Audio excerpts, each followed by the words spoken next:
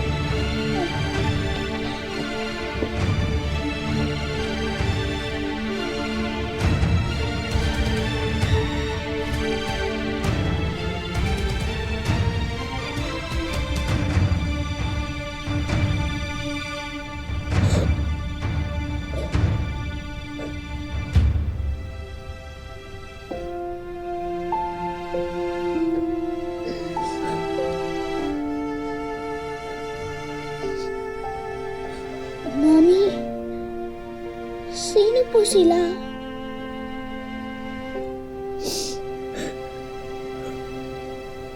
Anak. Anak siya si Lolo. Siya ang totoo mong tatay. O ano, Mars? Anong resback ang naiisip mong gawin dyan sa Esther at Bertang yan?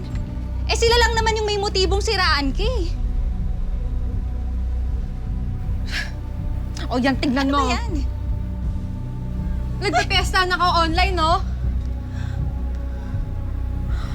Nakakainis eh. Ba't ganun? Kung makatawag sila sa akin ng kabit, ganun-ganun na lang, mga kabarangay natin yan eh. Kahit ganito ako manamit, tsaka kahit nagtatrabaho ako sa beer house, hindi ako naging kabit. Tsaka hindi ako pumapatol kahit kanino. Ano ba akala nila sa akin, ha?